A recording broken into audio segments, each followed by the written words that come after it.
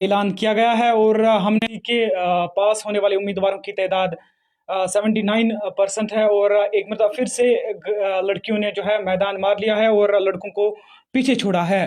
और इस वक्त हम शुमाली कश्मीर के ज़िला बारामूला के शाकवारा में मौजूद है। इस वक्त जो आप अपने स्क्रीन पे ये लड़की देख रही है, इसने भी 10वीं जमात के इम्तहानात में कामयाबी हासिल की और इसका स्कोर जो है 493 आउट ऑफ 500 है। और इनसे जानने की कोशिश करेंगे कि 493 मार्क्स लाने में किसका हाथ है, क्रेडिट किस को ये तालिब इल्म जो है देना चाहेगी। इसके साथ साथ अपने व्यूअर्स को भी बताने की कोशिश करेंगे इसकी जो तालीम है वो एक निजी higher secondary government higher secondary school Vagura से हुई है। सबसे पहले आपको मुबारकबाद, आपकी पूरी फैमिली को मुबारकबाद कि आपने 493 आउट ऑफ 500 अचीव किए। तो किसको आप क्रेडिट देना चाहोगे सबसे पहले? अस्सलाम वालेकुम। सबसे पहले मैं क्रेडिट देना चाहूँगी अपने सभी टीचर्स को, चाहे वो नर्सरी से हो, नर्सरी से 11th 10th तक जितने भी टीचर्स हैं उन सबको, क्योंकि उनके बगैर ये पॉसिबल नहीं था। उसके बाद अपने पेरेंट्स को, उनने मुझे इतने अच्छे स्कूल्स में एनरोल करवाया। और सबसे बड़ा या इम्पॉर्टेंट वो मैं खुद को ही कहूँगी, क्योंकि पढ़ना फिर आपको ही होता है। जितने भी टीचर्स जितनी भी मेहनत करें, आप तक है कि आपका रिटेंशन पावर कितना है, आप कितना पढ़ते हैं। So that's it, my teachers, my parents and my self. अगर हम आपके इब्तिदाई तालीम की बात करेंगे, कहाँ से आपने इब्तिदाई तालीम हासिल की? कुछ बच्चों का ख्वाब होता है कि हम प्राइवेट स्कूल में जाए, क्योंकि कुछ लोग कहते हैं कि गवर्नमेंट स्कूल्स में प्राइवेट स्कूल से बेहतरीन इंफ्रास्ट्रक्चर होता है, इसके साथ साथ करिकुलम भी वहाँ पे बहुत अच्छा होता है। लेकिन आज के ज़माने में अगर हम आज की बात करेंगे, गवर्नमेंट स्कूल प्राइवेट स्कूल से कम नहीं है। तो कहाँ से आपकी इब्तिदाई तालीम शुरू हुई अगर थी? मैं कहूँ, प्री नर्सरी से 8th तक मैंने प्राइवेट स्कूल से ही पढ़ा है, पीपल्स पब्लिक स्कूल वागुरा। तो वहाँ का अगर इंफ्रास्ट्रक्चर की बात करें, वहाँ पे हमें एक बहुत छोटी सी बिल्डिंग थी। हम अगर अपने एलकेजी की बात करूँ तो हम एक क्लास में दो दो क्लासेस थे।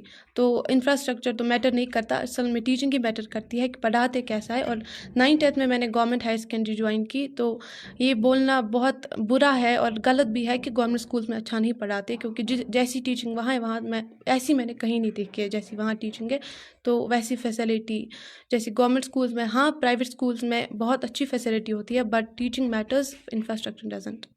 तो आपने कहा कि प्राइवेट स्कूल गवर्नमेंट स्कूल में टीचिंग फैकल्टी जो है बहुत अच्छी रहती है, लेकिन अगर हम गवर्नमेंट स्कूलों की बात करेंगे तो काबिल उस्ताद वहाँ पे मौजूद होते हैं, NET qualifier, SET qualifier, NEET PhD scholars वहाँ पे मौजूद होते हैं। लेकिन अगर हम प्राइवेट स्कूल्स की बात करेंगे तो वहाँ पे ग्रेजुएट लेवल के टीचर्स होते हैं या एमएससी एमए के लेवल के टीचर्स होते हैं। तो क्या फ़र्क आपको प्राइवेट और गवर्नमेंट टीचरों में लगा? सबसे पहले तो अगर मैं बेसिक लेवल्स की बात करूं, 8 तक तो प्राइवेट स्कूल ही मुझे लगा ठीक है, क्योंकि बच्चों को जो ज़रूरत होती है वो है टीचिंग के साथ साथ बच्चों को केयर की भी ज़रूरत होती है। तो प्राइवेट स्कूल में मुझे क्या लगा कि टीचर्स रिस्पॉन्सिबल ज़्यादा होते हैं as compare to government schools. और बट 9th 10th की अगर मैं बात करूं, तब केयर डजंट मैटर, वो मैटर करता है हमें एजुकेशन कैसी मिलती है। तो 9th 10th में जैसा कि मैंने कहा, हायर सेकेंडरी स्कूल में एजुकेशन बहुत ज़्यादा अच्छी है, तो that's why joint government school. वरना मैं कंटिन्यू कर सकती थी, बट मुझे टीचिंग से मतलब था ना कि केयर से। तो आई थिंक टीचिंग मैटर्स। तो अब आपने 493 मार्क्स जो है अचीव किए, आगे आपका क्या प्लान रहेगा? जी, फ़िलहाल तो मैंने नॉन मेडिकल सब्जेक्ट लिया है। तो अभी मैं इंजीनियरिंग करना चाहती हूँ, तो मैं JEE एग्ज़ाम क्रैक करना चाहती हूँ। I want to become an engineer. आप इंजीनियरिंग क्यों चुनते हो? आपके पास जो ऑप्शंस बहुत है, सिविल सर्विस की अगर हम बात करेंगे, आपके पास आईएएस है, आईएफएस है, केएस है, केपीएस, आईपीएस। अगर आप क्रैक करना चाहोगे तो पुलिस ऑफिसर बनना चाहोगे, कि इंजीनियरिंग फील्ड में आप क्यों जाना चाहते हो? एक तो पैशन मैटर्स, और आपको ये भी देखना होता है कि हमारी जो लाइफ स्टाइल है वो किस में सेटल रहेगी। तो मैं खुद को एक इंजीनियरिंग में ही खुद को अच्छा देखती हूँ, अपना लाइफ स्टाइल, और खुद को सेटल देखती हूँ इंजीनियरिंग में ही। बाकी मैं इंटरेस्ट तो नहीं कहूँगी, but passionate I more towards engineering. अगर वो नहीं हुआ तो I can opt for other jobs also. तो जो जिन स्टूडेंटों का ये आज 10वीं जमात का एग्ज़ाम क्वालिफाई नहीं हुआ, तो उनको क्या मशवरा देना चाहोगे?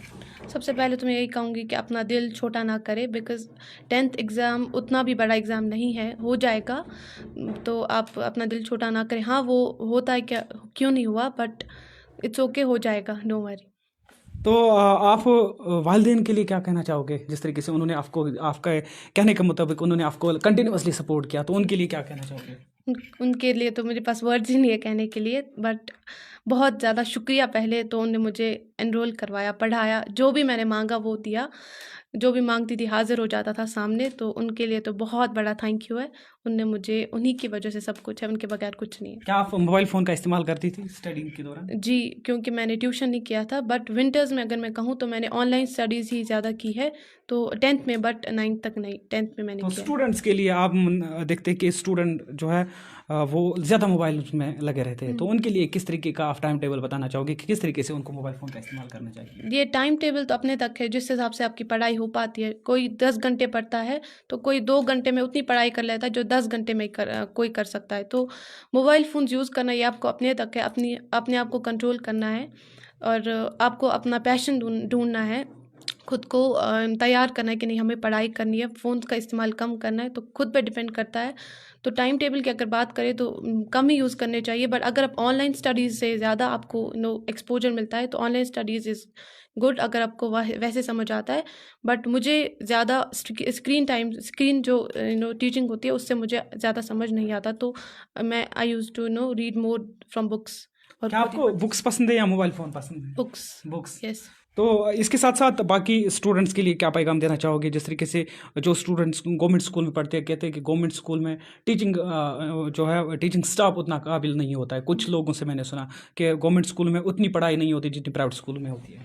जिनमें अगर कोई कहता है तो मैं उन्हें कहूँगी कि आप government higher secondary school Agra जाए, फिर आप कहीं नहीं जाएंगे 9-10 के लिए। बट 11th-12th में आपकी मर्ज़ी है, बट 9-10 के लिए अगर आपको बेस्ट एजुकेशन कहीं चाहिए तो वो आपको हायर सेकेंडरी वागुरा से मिलेगी। और गवर्नमेंट स्कूल्स में आज टीचर्स ज़्यादा रिस्पॉन्सिबल भी हो गए हैं, पढ़ाते हैं, और ये अपने तक है कौन कितना पढ़ेगा। जैसे मैंने कहा कि बच्चे को खुद पे कंट्रोल होना चाहिए कि हमें पढ़ना है। क्या टाइमिंग रहती थी आपकी पढ़ने की? 5 घंटे, 4 घंटे या 2 घंटे? वैसे तो कुछ नहीं, मैं कोई फिक्स टाइम टेबल नहीं था मेरा, बट विंटर्स में मैं अक्सर मतलब बुक्स के साथ ही ज़्यादा होती थी। सुबह 9:30 से शाम के 9:30 तक, और बीच में वो खाने के ब्रेक्स या कभी रेस्ट लेती थी, बस ऐसे। क्या फेवरेट सब्जेक्ट आपका रहा था? जी, पहले तो मैथ मेरा बहुत वीक था, बट मैथ पढ़ना बड़ा अच्छा लगता था मुझे, तो मैथ ही कहूँगी मैं, वैसे अच्छा लगता था, तो क्योंकि इसलिए मैंने मैथ ही आगे लिया है। तो इसके साथ साथ आप टीचिंग बरादरी के लिए क्या पैगाम देना चाहोगे? टीचर्स कम्युनिटी के लिए क्या पैगाम देना चाहोगे? पहले तो उन टीचर्स को थैंक यू जिनने मुझे पढ़ाया, सबको, जैसे कि मैंने कहा प्री नर्सरी से जो भी 10th तक टीचर्स रहे उनके लिए सबको थैंक यू सो मच। आपकी वजह से ही है जो भी है, मैंने 493 अगर लाए हैं, आपने ही पढ़ाया। और बाकी टीचर्स को जो भी है, मतलब जिनने मुझे नहीं पढ़ाया बट टीचर्स है, तो उनकी वजह से सब है। बाकी बच्चों को तो पढ़ाया, but thank you so much to all the teachers.